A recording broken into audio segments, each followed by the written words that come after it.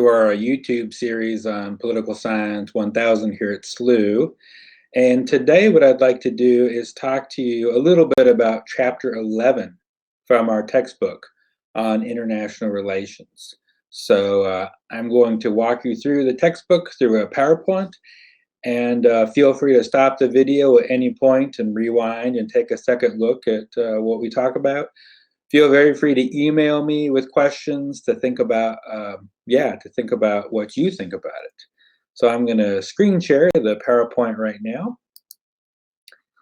and hopefully that will work. And I'm going to go to slideshow.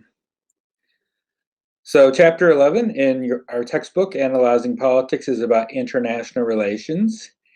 And there are three main topics we will examine in Chapter 11. What is international relations, models of analysis, and then bipolarity. As you may recall from the beginning of the semester, international relations is a subfield of political science, frequently abbreviated IR. So when you see IR in this presentation, that means international relations. So what is international relations?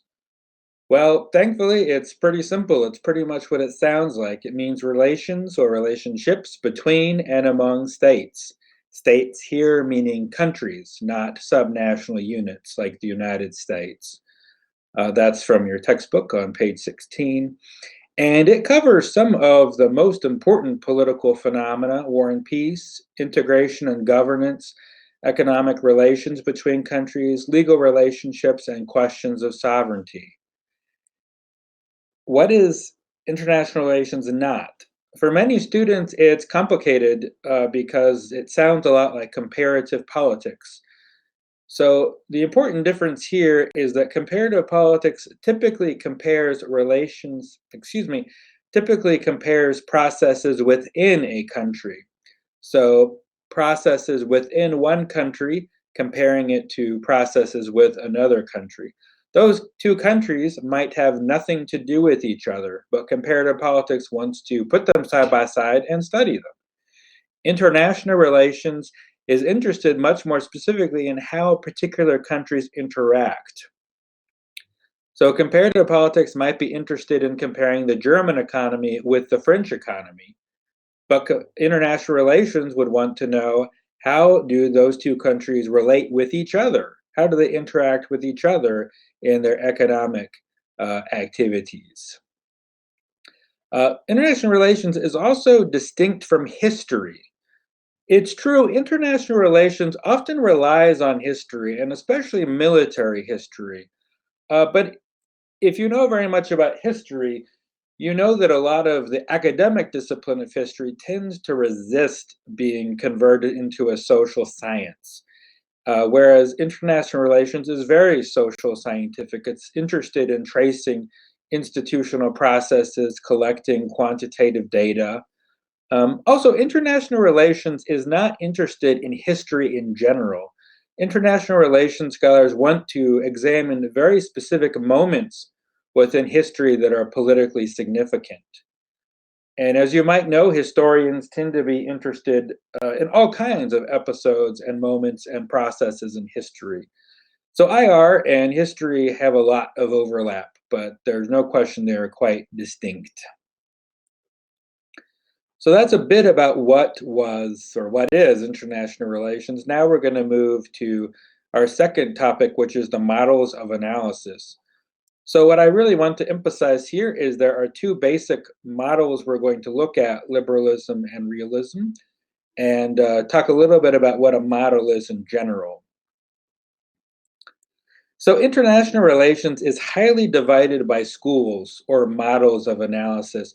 So most international relations scholars tend to use one of only a couple basic models of analysis. And these schools tend to make very different normative and empirical claims. So those schools tend to differ quite a bit in how they describe politics, political activity, but they also tend to be pretty different in their normative assumptions. So they tend to carry different principles about how human life and politics ought to operate. And the reason why really is because international relations models tend to have different assumptions about human nature, about politics, and about the state. So if you remember past subfields we've studied, much of political science tends to try to be empirical, but international relations is often quite normative. A point that, of course, I would find very interesting is that international relations tends to have a pretty strong overlap with political theory. So, international relations scholars tend to rely on important political theorists for their assumptions about human nature. But I don't want to exaggerate that connection because, of course, the IR scholars pick and choose different parts of those thinkers' thought to use as they find useful. So, an international relations scholar relying on Thomas Hobbes might not agree with everything Thomas Hobbes ever wrote. That scholar simply wants to use parts of Hobbes's theory that are useful. It's also important to remember that IR tends to focus on modern political theorists. In our subfield discussion of political theory, we said there was a significant distinction between modern and pre modern political thinkers, and international relations scholars rely quite exclusively on modern political theorists. There are a few exceptions, but they are just that, they are exceptions. We could spend a lot of time on this slide, but what I mostly want to say is that one of the main lessons that international relations scholars take from political theory is the analogy between individuals in the state of nature and states in the international order. So, if you remember, Hobbes and Locke have a theory, a hypothetical sort of set of assumptions about how individuals operate in the state of nature. And those assumptions are analogously applied to states in the international order. So, if you're not an expert on those thinkers, the important thing is really those two bottom bullet points. That international relations scholars influenced by Locke tend to assume that states or countries will work together to ensure peace and prosperity. Those who are more influenced by Thomas Hobbes will tend to assume that states accumulate power against other states to protect themselves. So, those are two very different understandings of international order. And that leads us quite naturally into the two dominant models of analysis in international relations, liberalism and realism. Some famous liberal thinkers. So, liberalism in IR arises from classical liberalism, so not from modern liberalism, as we discussed earlier in the semester. Like classical liberalism, IR liberalism tends to have a high faith in human nature and the power of reason, and it tends to see the purpose of government as quite limited, the securing of individual liberty.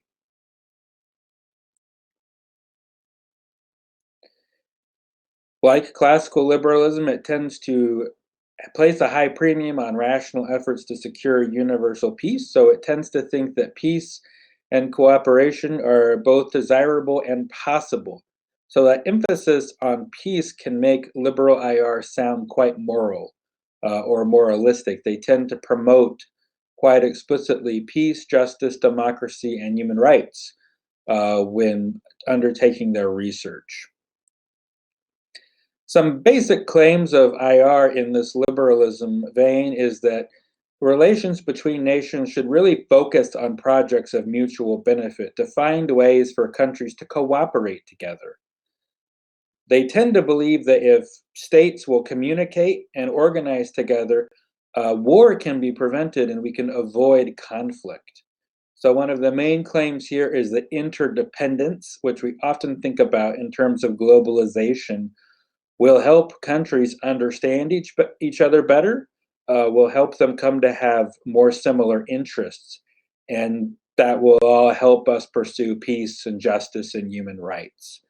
And so economics and politics are closely linked for liberals. So this is a way in which Adam Smith is sort of emerging here as a leading thinker of liberalism, that if countries are cooperating economically and if they are securing their joint prosperity, then they will come to see each other as having a very common political interests. So again, if you're familiar with the literature on globalization and interdependence, especially from the 1990s, when most people were quite hopeful about this, that's the basic premise of this sort of liberalism. And so liberals tend to be quite a fan of attempting to resolve or even prevent conflict through projects of mutual interest, tend to promote international organizations like the United Nations, and tend to be quite a fan of the kind of economic policies that help nations grow more closely together, like free trade agreements, such as the former NAFTA. It's important to realize here that we're really using liberal in the classical liberal sense. So, a lot of people in the United States today that we would call liberal would reject a lot of these points. Modern progressive liberals would reject these classical liberal claims. What are some of the criticisms they could offer? Well, for one thing, does this international coordination and governance actually undercut the liberal desire for limited government? So the great example here is the European Union has often been said to help promote coordination and governance amongst European nations, but is it leading to a democracy deficit in Europe whereby limited government is disappearing and the European Union in Brussels and Strasbourg is less and less accountable to the people of the individual countries? Another question is whether this sort of liberalism is fundamentally just kind of economic imperialism, whereby great powers manipulate smaller powers. So this is basically an argument about economic inequality. And some critics would say just as classical liberalism perpetuates inequality within a society between the economic classes, you could argue that at the international level, this sort of liberalism perpetuates inequality across the nations. So wealthier nations benefit at the expense of poorer nations. And finally, there's a suggestion that liberals are too optimistic, have too rosy a picture of human nature, and it really limits their ability to prevent violence and war. And this is a common criticism of the United Nations, that the United Nations tends to be too hopeful and optimistic and fundamentally naive about the ability to bring about peace in the world. Critics of liberalism would say if you want peace, prepare for war. That leads us pretty naturally to realism, which is a very different model of analysis for international relations. Here we have two fairly famous pictures. The man in the black and red gown on the top left is Niccolo Machiavelli, and on the right, that is a picture of Leviathan, Thomas Hobbes's favorite, most famous book. And another famous realist, the man attempting to sit down in the pew behind me, that is Henry Kissinger. So this is one of my greatest brushes with fame, Henry Kissinger, right behind me. That's in St. Patrick's Cathedral. Realism draws from a very different set of thinkers from liberalism, especially from Machiavelli and Hobbes, but also a bit from the ancient Greek thinker Thucydides. So I said the international relations tends to focus on modern thinkers, but Thucydides is an exception. Realists tend to assume that human nature is mostly violent and irrational, and for that reason, relations between states will generally be violent and irrational. So there's the analogy again. States will behave between themselves much the way that humans will behave among themselves. We speak a lot of international order in political science. What are the kind of relationships that configure power dynamics between different countries? But for most realists, there really is no such thing as that order. And they believe it's conditions between nations should be understood as anarchy, that there is no real rule. It's just the great versus the great against the weak. And in anarchy, it's very difficult to signal your intentions to other countries. It's very difficult to coordinate. And why is that? Because fundamentally, if you think that states behave violently and irrationally, then you just won't trust other countries very much. You just won't be able to invest much credence, to give much credence to how they behave. You will always have to fear the worst. The key to IR for realists is really power, which takes us back to chapter 3. Realists tend to focus on sort of physical power, force, or violence, but they really don't understand it as an absolute term, but it's always relative. Realists tend to assume that at any given point in the world, there are great powers and small powers. And really, politics in the world is structured as a kind of dynamic conflict between great powers, with smaller powers kind of getting caught in the crosshairs. As you can imagine, the primary way in which realists understand power is military power, but realists understand the close connection between economic and military power. Realists tend to be amoral, so while liberal IR theorists tend to emphasize the importance of justice and peace and human rights, realists are much more hard-nosed. They tend to say that states can and should do whatever they need to do to survive and to protect their own interests. One of the most famous theorists associated with realism, the German general Karl von Clausewitz, perhaps you've heard of his name, has a fairly famous quotation here: "War is nothing more than the continuation of politics by other means." And part of the assumption here is that war is actually quite common, and violence and force are always kind of at the edge of all political activity that is just beneath the surface. So while liberals want to hold war as far off as possible and avoid it at all costs, for realists, war is always lurking around the corner. So, two very different visions of politics. If you have heard of John Mearsheimer, he's probably the most famous IR realist, and his book, The Tragedy of Great Power Politics, is basically a story about World War One and how much of 20th century politics has been structured by conflict, by antagonism between great powers. So it's a very fun and easy read. And this is basically the map of Europe he's making sense of. If you think about how World War One played out, there are lots of countries on the map, but only a few countries really mattered, right? Especially the UK, France, Germany, Austro-Hungary, and Russia, and then of course the United States was brought in. But an awful lot of countries were smaller powers, so think Spain, Portugal, the Balkans, Norway, Sweden, Denmark, and they essentially had to operate in and around the conflict created by the dominant powers. So there are many critiques you can offer of realism. Is anarchy really an accurate way to describe international order? Does the realist emphasis on power actually exacerbate state insecurity? For that matter, do realists really describe, define power well? Does realism too readily endorse conflict and violence? Realists act as though they're somewhat amoral, but tend to be quite forceful in their recommendations that states be as powerful and conflictual as possible. Finally, this is a question that would particularly come from liberals. Does realism underestimate the power of economic integration and ideas like justice and rights to bring about peace?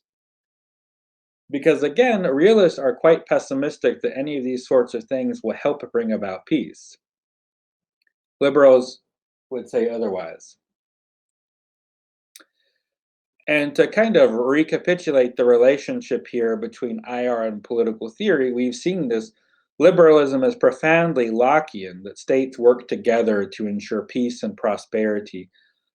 Hobbesian IR or realism doesn't think states can work together, but they need to accumulate power to protect themselves against other states. The final point I want to consider very briefly is bipolarity. So, this is a map of the world during the Cold War, and bipolarity is fundamentally about great power politics between the United States and the Soviet Union. And so, bipolarity is this situation where much of the world is divided between supporting the US, which is one great power, and the Soviet Union, which is this other great power. So it's a pretty good example of how, for IR realists, great powers really define politics and the smaller powers need to fall into place. So again, originally a realist idea, but became quite widespread, and many different kinds of scholars and politicians spoke in that language. Um, so two leading American foreign policy positions, containment and the Marshall Plan, were about navigating bipolarity. So if the US is one great superpower and the other one is the Soviet Union, then one of the main goals of the US presidency for some decades was to contain and resist Soviet expansion. And a similar policy was the Marshall Plan, which is in many ways Western Europe, especially, was caught between the United States and the Soviet Union. And so, one of the ways that the US ensured that Western Europe remained part of the US's in its orbit was to help rebuild it economically. So, the Marshall Plan sought to draw Europe into the US orbit against the USSR.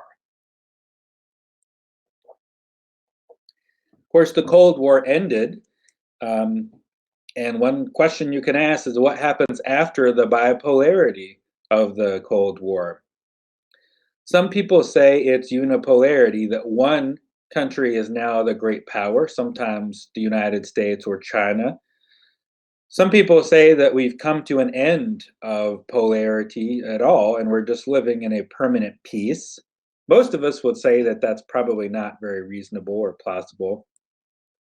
And then there have been some claims that we live in a multipolar world now with a number of diverse actors, the United States, Russia, the European Union, and China being leaders, but no country having any real hegemony over the others. Sometimes we talk about BRICS, Brazil, Russia, India, China, and South Africa. A real wrinkle in all of this, as you know, is the rise of non-state actors. So we particularly think about terrorist groups that are not the government of a country, but nonetheless exert a good deal of influence on world politics. So the one thing that's clear is that nothing is clear. That during the Cold War, we had a bipolar world, the United States and the Soviet Union. Their conflict configured most of world politics. Now it's much less clear which country or countries are leading the world and setting the tone for other countries. And so if you think that world politics has been somewhat hectic since the 90s, you might think it's because of the collapse of bipolarity after the Cold War and the failure of any kind of international order to arise after it. And a question to just leave you with is, which model of analysis do you think works better? Which captures more of the world empirically? Which is more normatively accurate? And finally, this was a better question 2 years ago, but which is what the world needs more of in our time today, which is 2020, not 2018. This pandemic has changed a lot of things, but it did not change the year. And that's the end of our PowerPoint.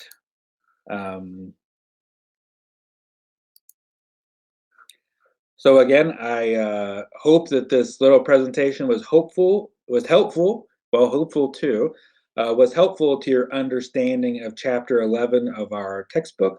I will be delighted to hear any questions or any comments about the presentation, about the textbook, about, well, for that matter, how my YouTube skills are. And I hope to hear from you all soon. Take care.